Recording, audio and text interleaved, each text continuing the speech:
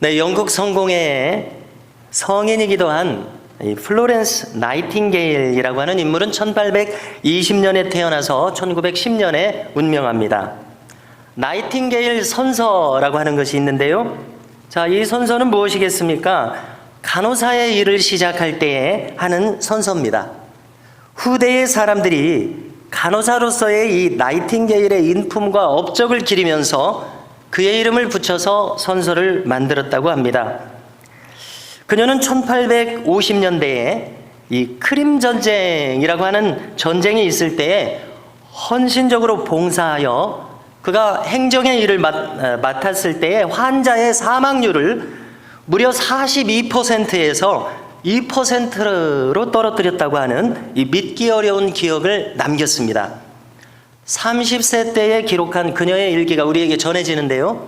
그 잠시 한 대목을 읽어드리겠습니다. 오늘 내 나이 30이 되었다. 예수님께서 그분의 사명을 시작하신 날이다.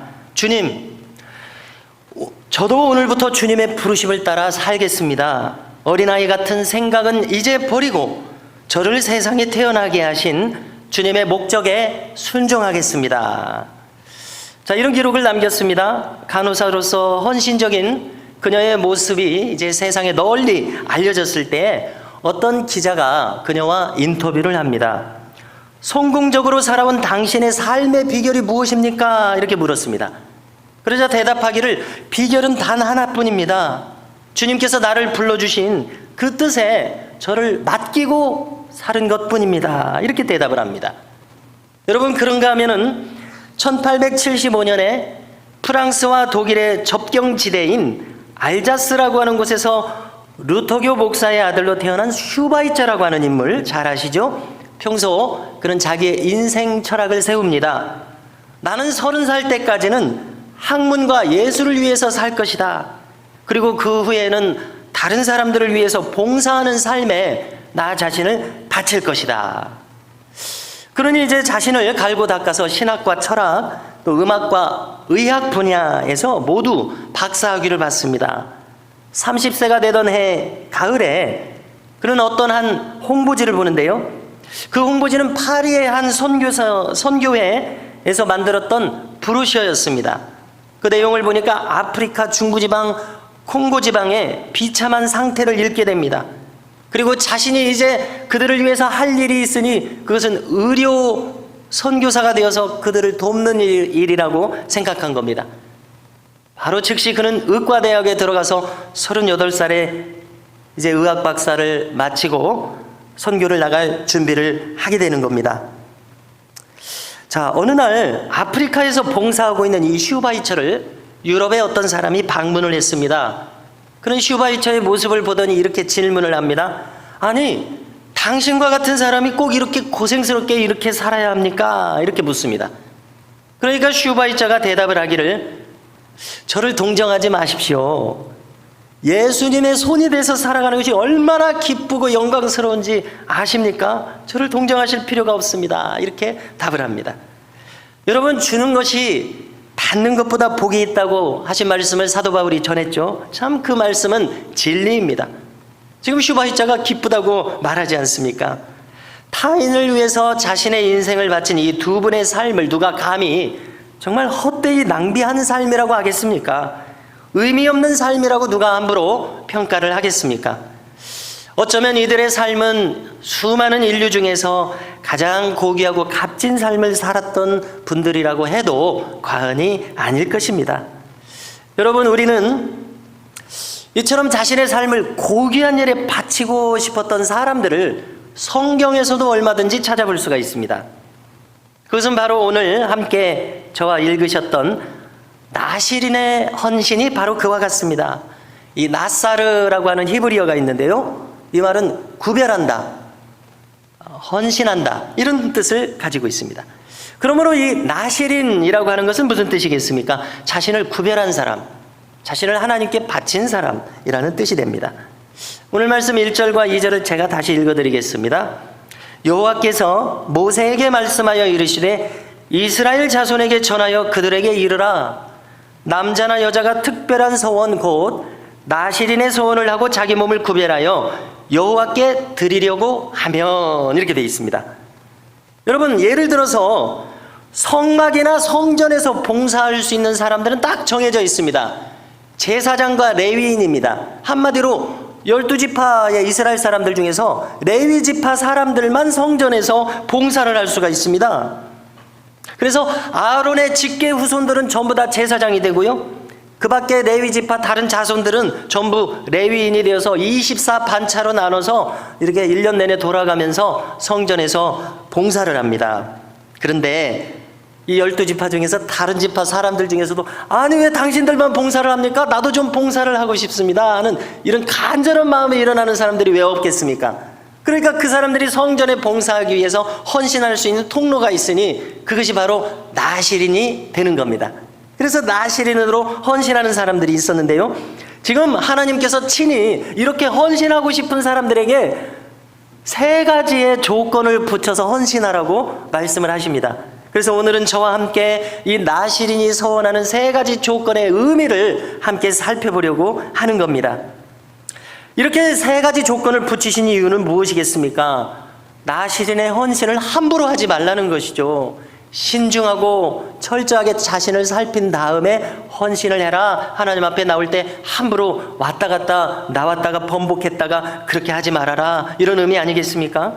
자, 첫 번째 조건은요, 포도주와 독주를 마셔서는 안 됩니다. 두 번째 조건은 머리에 삭도를 대서 깎아서는 안 됩니다. 당장 삼손이라는 인물이 떠오르시죠? 세 번째로 시체를 가까이에서는 안 된다고 이야기합니다. 자, 그러면 이 조건의 의미들이 무엇인지, 또 우리에게 어떻게 적용해야 하는지를 살피겠습니다. 첫째로, 나실인들은 포도주와 독주를 마셔서는 안 됩니다. 오늘 말씀 이어지는 3절과 4절을 읽어드리겠습니다. 포도주와 독주를 멀리하며 포도주로 된 초나 독주로 된 초를 마시지 말며 포도즙도 마시지 말며 생포도나 건포도도 먹지 말지니 자기 몸을 구별하는 모든 날 동안에는 포도나무 솟아는 씨나 껍질이라도 먹지 말지며, 이렇게 말합니다. 나실인은 최소 한 달, 최대 평생 동안 헌신할 수 있었습니다. 이렇게 기간을 가지고 헌신하는 것이 나실인인데요, 자, 포도주와 독주를 이 나실인이 되고자 하는 자는 먹지 말라고 했습니다.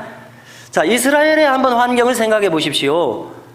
그들은 일상적으로 포도주를 음료로 마시는 나라입니다. 민족입니다.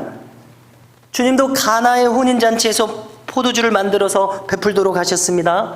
또 12제자와 함께 유월절 만찬에서 마셨던 유월절 음식 중에 포도주가 있습니다. 그러면 왜 이 나실인이 되려고 하거든 포도주를 마시지 말라고 했을지 그 의미를 우리가 한번 생각해 보려고 하는 겁니다. 자, 그 의미의 단초는 잠언 31장에서 그 이유를 찾을 수가 있습니다. 잠언 31장은 한번 살펴보신다면 이 르무엘 왕이라고 하는 왕의 어머니가 자기 아들인 이 왕이 나라를 잘 다스리기를 원해서 어머니로서 왕에게 교훈하는 내용들입니다. 자, 자기 아들이 왕의 직무를 잘 감당해야 되겠는데요, 간곡한 마음으로 교훈하기를 31장 4절을 보면은 르무엘아, 포도주를 마시는 것이 왕들에게 마땅하지 아니하고 왕들에게 마땅하지 아니하며 독주를 찾는 것이 주권자들에게 마땅하지 않도다, 이렇게 말합니다. 그리고 그 즉시 이유를 덧붙이는데요, 5절을 보니까 술을 마시다가 법을 잊어버리고 모든 곤고한 자들의 송사를 굽게 할까 두려우니라, 이렇게 말합니다. 그래서 독주는 죽게 된 자에게, 포도주는 마음에 근심하는 자에게 줄지어다, 이렇게 덧붙입니다. 그렇습니다. 방금 우리가 이 내용을 들은 것처럼 술은 사람의 정신을 흐리게 할 수가 있습니다. 술을 마시고서는 술에 젖어 있다면 냉철하게 판단하기가 어렵지 않습니까? 자, 국정을 돌볼 때의 왕이 크고 작은 일들을 그때그때 얼마나 냉철하게, 신중하게, 지혜롭게, 또 상황에 맞게 정확하게 판단해야 하겠습니까? 여러분, 우리도 최근 수도권에서 이 코로나가 너무나 많이 확산되지 않았습니까? 그래서 나라를 이끌어 가시는 분들이 조금만 잘못 판단해도 나라에 이처럼 큰 혼란과 어려움이 올 수밖에 없다는 사실입니다. 하물며 왕이 어떤 한 사람의 운명을 가르는 재판에 있어서겠습니까? 정신이 혼미한 중에 귀찮거나 해서 함부로 결정하거나 또 술을 마시면 감정에 치우칠 수가 있죠. 감정에 치우쳐서 쉽게 결정해버린다면, 그래서 억울한 사람이 나오게 된다면 얼마나 이것이 안타까운 일이겠습니까? 자, 나실인이란 누구입니까? 한마디로 자기의 삶을 하나님께 드린 사람들입니다. 적게는 한 달, 길게는 평생이라고 했는데요, 그 기간 동안 어떻게 헌신하라는 의미가 되는 겁니까? 철저하게 그 기간 동안에는 맑은 정신으로 자신을 하나님께 드리며 나오라는 의미가 됩니다. 자, 조금 전에도 언급을 했습니다마는 3절과 4절을 다시 한번 되새겨 본다면은 그냥 포도주와 독주만 마시지 말라 하고 끝나도 될 것이라고 생각이 되는데, 거기서 그치지 않고 생포도도 먹지 말고 건포도도 먹지 말라고 합니다. 아직 술도 아닌데 이 생포도나 건포도도 먹지 말라고 합니다. 뿐만 아닙니다. 포도나무에서 난 것은 씨나 껍질도 먹지 말라고 합니다. 대단히 철저하게 포도의 산물을 금하고 있습니다. 자, 왜 그럴까요? 가만히 한번 생각해 보면은 이것은 포도와 연관된 것은 철저하게 절제하라는 의미 아니겠습니까? 마치 포도 근처에도 가지 말라는 의미로 생각이 됩니다. 여러분, 이것이 주는 의미가 무엇이겠습니까? 사람의 정신이 맑아야 하는 사람은 왕뿐만이 아닙니다. 평범하게 살아가는 우리도 냉철한 판단을 내려야 할 때가 생각해보면 많습니다. 매일매일 우리는 냉철한 판단을 내릴 필요가 있습니다. 가정에서, 직장에서 만일 우리가 조금만 그르친 판단을 내린다고 할 때 우리가 큰 낭패를 볼 수밖에 없는 경우가 있습니다. 만일 우리의 판단으로 타인을 함부로 대해서 우리가 언행을 하게 된다면 우리의 뒷감당이 얼마나 어렵겠습니까? 우리가 어떤 일을 당했을 때 판단의 기로에 섰을 때에 가장 좋은 것을 선택해야 하지 않습니까? 그렇게 하려면 우리의 정신과 판단력이 맑은 상태에 있어야 할 것입니다. 순간 그르침으로 말미암아 좋지 않은 것을 선택한다면 그 뒷수습이 많은 시간이 걸리고 많은 어려움을 우리에게도 줄 수 있습니다. 얼마나 안타까운 일이겠습니까? 그러므로 성도 여러분, 포도주와 독주를 멀리할 뿐만이 아니라 그 씨와 껍질까지도 멀리하라고 하신 그 철저한 절제를 요구하시는 이 주님의 뜻을 잘 생각할 수 있기를 원합니다. 이것을 우리의 판단과 신앙생활, 실제 생활에 적용할 수 있기를 바랍니다. 특별히 우리는 믿음을 가지고 살아가고 있습니다.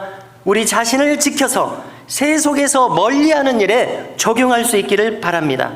여러분, 평소에 우리가 살아가면서 우리의 정신에 얼마나 많은 더러운 생각들과 혼탁한 마음들이 들어옵니까?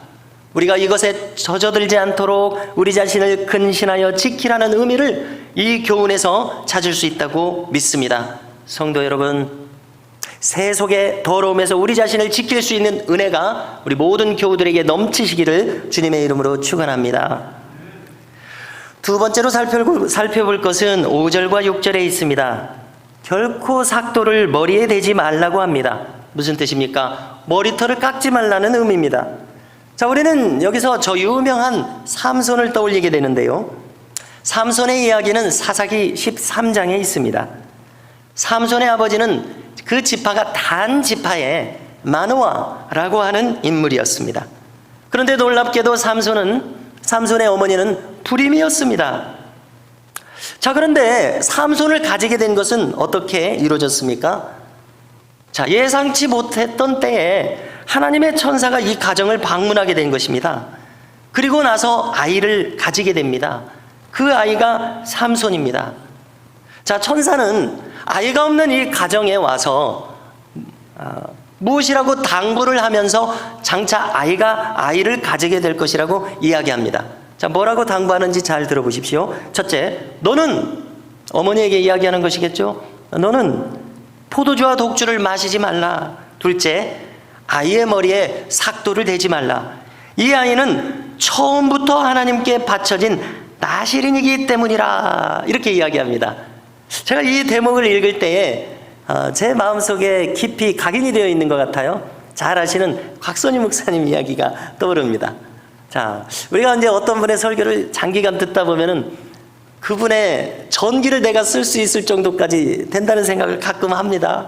왜냐하면 이제 간증을 계속 얘기하시니까 태어날 때부터 지금까지 간증이 쭉 나와요. 자, 그래서 제가 기억하는 것은 이것입니다. 곽선희 목사님은 어머니가 40세 때 낳았다는 것이고요. 본인이 또 5대 독자라는 것입니다. 그러면 그 옛날에 그 어머니가 얼마나 고통 가운데 계셨겠습니까? 그래서 실제로 사무엘을 낳은 한나처럼 교회에 가서 계속 기도하셨다는 거예요. 아들을 주시라고, 그러면 하나님께 바치겠다고 이렇게 기도를 하신 거예요. 그래서 태어나셨다고 합니다. 자, 중간을 생략하고 이제 6.25가 돼서 어머니랑 헤어져야 됩니다. 헤어지는 중에 남한으로 내려오는 이 아들 청년 곽선희를 향해서 어머니는 이야기합니다. 너는 반드시 목사가 되어야 된다. 그리고 이 어머니하고는 새벽 기도 시간에 만나자. 이렇게 말씀을 남겼다고 합니다. 자, 이제 북한 선교를 위해서 많은 일을 하시다가 이제 자기 고향인 황해도를 방문하시게 됐는데 어머니께서 이제 돌아가셨는데 90 몇 세까지 사신 거예요. 그러니까 얼마 전까지 사신 거예요. 그러니까 새벽 기도 시간을 통해서 어머니하고 이 아들이 계속 교제를 했던 것이에요. 여러분, 우리 한국교회에 아름다운 간증이 많이 있지만 참 아름다운 간증 중에 하나라고 생각합니다. 이렇게 헤어져 있는 수십 년의 기간 동안 어머니와 함께 새벽 기도 시간에 영으로 교통을 했다고 하는 이야기 아닙니까? 너무나 놀랍습니다. 여기 삼손이 나신으로 태어났다는 이야기를 보면서 바로 이것이 떠오릅니다. 정말 삼손이 태어났습니다. 여러분,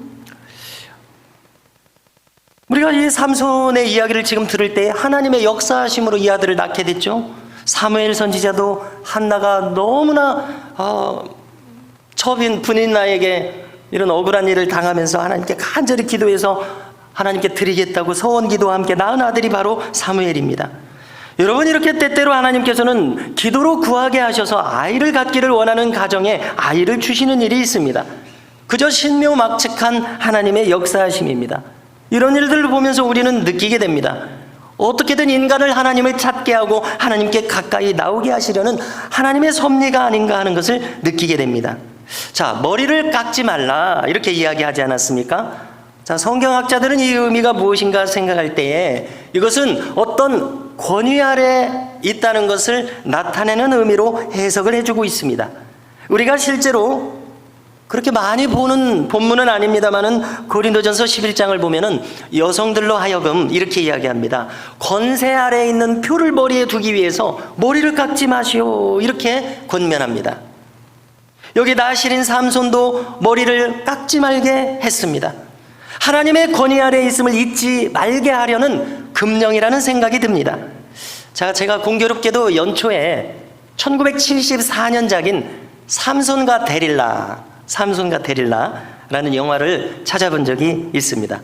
자, 성경에도 기록되어 있지만 거기 보면은 아주 아름답게 생긴 이 데릴라의 꾀임에 넘어가가지고 삼손이 그렇게 건장하고 신앙도 좋은데 넘어가가지고 자신의 머리를 이 데릴라에게 맡기는 것을 볼 수 있습니다. 그러면은 이제 삼손의 힘의 비밀을 알려달라는 이 데릴라의 간청을 계속 속이다가 결국은 이야기를 해줍니다. 내 머리를 깎으면 나의 힘이 다 사라져버린다고 그렇게 이야기를 합니다. 여러분, 이 삼손은 나실인의 소원을 지키지 못합니다. 왜 그렇습니까? 그가 자신의 마음의 절제를 풀어버렸기 때문입니다. 놀랍게도 삼손이 마음의 절제를 풀어버렸을 때 하나님의 권위 밖으로 나아가버리게 된 것을 우리가 보게 되는 것입니다. 여기 이 데릴라라는 여인이 누구라고 그녀에게 빠져서 이렇게 하나님의 권위에서 벗어나느냐는 말입니다. 여러분, 아무리 헌신된 사람이라고 할지라도 순식간에 이 세상의 유혹에 넘어감으로 말미암아 하나님의 권위로부터 벗어날 수 있다는 것을 우리도 경계로 삼을 수 있기를 바랍니다. 별로 중요한 얘기는 아닙니다만은 그 영화를 보니까 헤디 라마라고 하는 분이 데릴라의 역할을 합니다. 그래서 키도 이렇게 작으면서도 그 70년대 여성처럼 이렇게 아름답게 생겼어요. 그래서 이제 궁금해서 찾아봤더니 그 놀라운 뒷이야기가 있더라고요. 그녀는 헐리우드 배우이면서 동시에 과학자였더라고요. 그래서 우리가 스마트폰에서 사용하는 와이파이의 원천 기술을 그녀가 과학자로서 발명을 하고 특허까지도 가지고 있더라고요. 하여튼 헤디 라마의 마지막 삶을 보니까 그렇게 평탄한 삶을 살지는 못했습니다. 안타까움을 느꼈습니다. 삼손과 데릴라라고 하는 성경적인 영화를 찍었으면 교훈을 받고 신앙적으로 살았으면 얼마나 좋았겠습니까? 그런 안타까움을 느끼게 되었습니다. 여러분, 하나님께서 주셨던 힘을 잃어버린 이 삼손은 어떻게 합니까? 마지막으로 회개하면서 하나님께 마지막 힘을 주시라고 간구합니다. 그러자 하나님께서 그에게 큰 능력을 다시 허락하셔서 블레셋의 거대한 다곤 신전의 기둥을 무너뜨리게 합니다. 여러분, 이렇게 마지막에 다시 하나님께 돌아오고 사용되었습니다마는 삼손의 비참한 모습을 보십시오. 그는 눈을 다 뽑혀버렸습니다. 그리고 초롱당합니다. 연자맷돌을 돌리는 그런 노예처럼 부림을 받습니다. 여러분, 왜 이렇게 위대한 삼손이라고 하는 나실인이 이런 비참한 일을 당해야 합니까? 우리가 여기서 교훈을 얻기를 원하는데요, 그 스스로 하나님의 권위 밖으로 벗어났기 때문임을 우리는 유념할 수 있기를 바랍니다. 삭도를 대지 말라는 이 금령을 어긴 삼손을 보면서 우리가 언제나 하나님의 권위 안에 머물러 있어야 함을 기억하시기를 바랍니다. 하나님의 권위를 떠난 성도는 어려움을 당할 수밖에 없습니다. 스스로 하나님의 보호하심을 거절한 사람에게 어찌 고초가 임하지 않겠습니까? 그러므로 우리는 언제나 하나님께서 우리를 보호하시는 그분의 날개 그늘 아래에 머물러 있으시기를 주님의 이름으로 축원합니다. 세 번째로 우리가 살펴볼 것이 있습니다. 6절을 보니까 나실인의 서원 기간 동안에는 시체를 가까이 하지 말라 이렇게 이야기합니다. 여러분, 왜 그렇겠습니까? 곰곰이 생각해 보십시오. 그것은 부정하기 때문이라고 이야기합니다. 정결치 못하게 되었다는 것입니다. 여러분, 시체를 만지는 것이 왜 부정합니까? 시체는 죽음을 뜻하기 때문에 그렇습니다.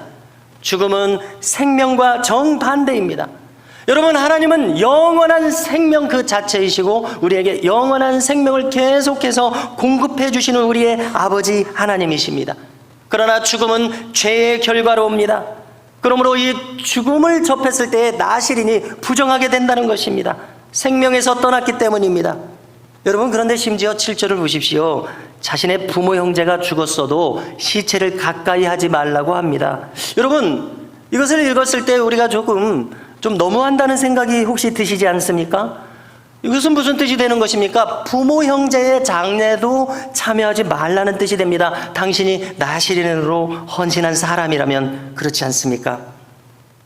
이것은 그러면 무슨 의미를 우리에게 줍니까? 그처럼 나실인의 서원이 하나님 앞에서 철저하게 지켜져야 함을 우리에게 일깨워주고 있습니다. 하나님의 영생과 거룩에 관해서는 어떠한 예외도 허락하실 수 없으시다는 하나님의 뜻을 발견하게 되지 않습니까? 하나님께서는 한 점도 죽음과 사망의 그림자를 하나님 자신에게 그리고 하나님의 백성들에게 허용할 수 없다는 의미를 우리는 읽게 됩니다. 우리는 이 하나님의 거룩하시고 깊으신 뜻을 우리 안에 깊이 새길 수 있기를 바랍니다. 여러분, 이제 우리가 7절 이하의 내용을 살피려고 하는데요, 비교적 긴 이 내용을 짧게 요약해 드리고자 합니다.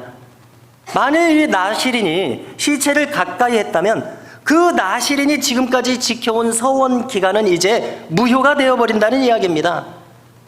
부정하게 되었으므로 이제 그 나실인은 속죄제를 드리고 번제와 속건제를 드려서 하나님 앞에 자신을 정결케 해야 한다고 이야기합니다. 여러분, 우리가 번제에 대해서 듣고 속죄제에 대해서 듣고 화목제물, 속건제 이렇게 듣습니다만 쉽게 잘 이해가 안 될 때가 많죠. 속건제의 의미를 우리가 이해할 필요가 있는데요, 속건제는 배상의 의미가 있습니다. 이웃의 어떤 것에 해를 끼쳤으면 속건제를 드려서 자신의 죄를 속죄를 하고 또 그 이웃에 대해서 배상을 해야 합니다.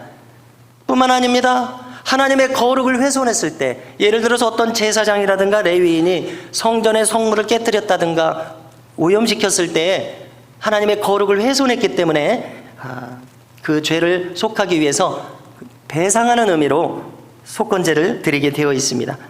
지금 나실인이 자신의 소원을 깨뜨렸을 때 하나님의 거룩을 훼손하게 되었습니다. 그러므로 지금까지 소원 기간은 무효가 된다고 합니다. 그리고 자신을 다시 정결하게 하라는 이야기가 됩니다. 여러분, 우리는 이 사실을 우리 자신에게 한번 적용해 보고자 합니다.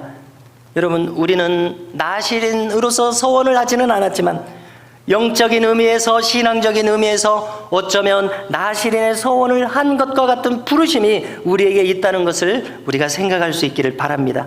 왜냐하면 우리는 성도, 거룩한 부르심을 받은 성도로서 살아가기 때문에 그렇습니다. 여러분, 많은 것을 생각할 필요가 없이 우리의 마음을 한번 생각해 보십시오. 우리 마음 하나만 가지고 생각할 때도 그렇습니다. 우리가 하나님께 드리는 마음과 이 세상에서 살아가는 마음의 구별이 있어야 할 줄로 믿습니다.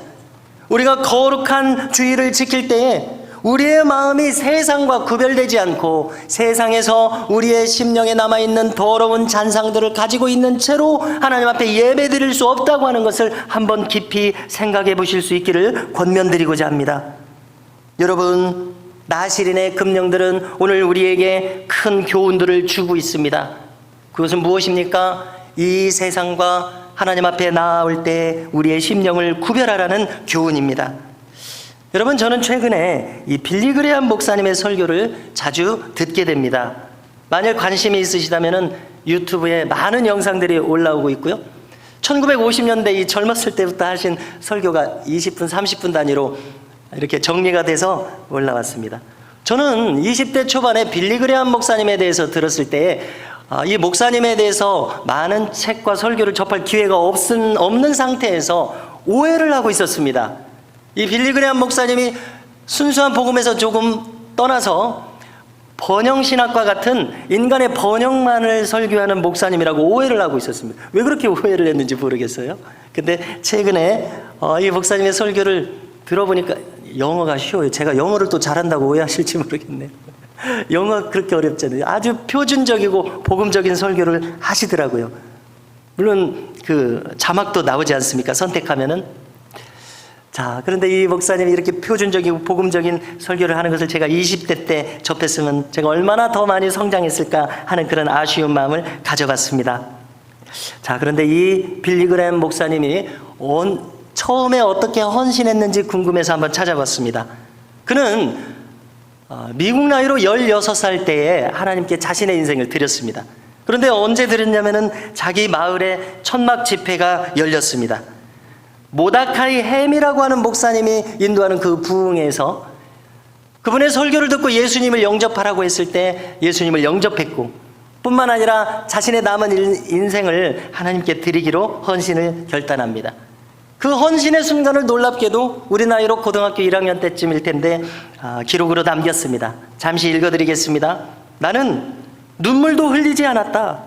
특별한 감정도 느끼지 않았다. 천둥 소리도 듣지 못했고 번개도 치지 않았다. 그러나 그때 나는 예수님께 나의 일생을 바치기로 결단했다. 그것은 그렇게 쉽게 일어났다. 이렇게 기록합니다.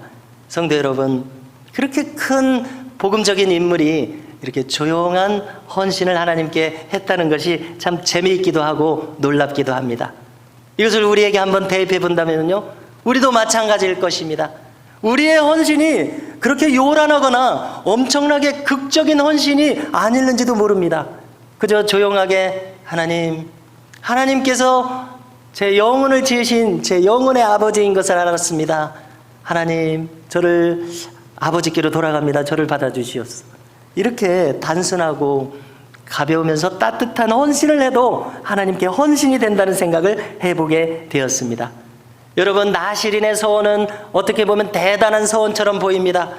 그러나 그 내용을 살펴봤을 때 엄청난 서원이 아닙니다. 다만 철저하고 구별된 서원인 것을 알 수가 있습니다. 그러나 꼭 나시린에게만 필요한 서원과 헌신이 아님을 알 수 있습니다. 오늘을 살아가는 저와 우리 모든 교우들께서도 나시린이 했던 서원이 무엇입니까? 자신을 세상과 구별해서 자신의 마음을 하나님께 드린 것입니다. 중간에 부정하게 되었다면 다시 그 서원을 처음부터 시작해야 할 정도로 철저한 헌신이었습니다. 광야와 같은 세상을 우리는 살아가고 있습니다. 우리의 심령이 얼마나 이 세상에 휩쓸리기 쉽습니까? 오염되기 쉽습니까? 나시린과 같은 헌신이 우리 안에 이루어져서 하나님의 백성으로서 하나님의 자녀로서 믿음으로 승리하며 살아가시는 저와 우리 모든 교우들이 되실 수 있기를 주님의 이름으로 축원합니다.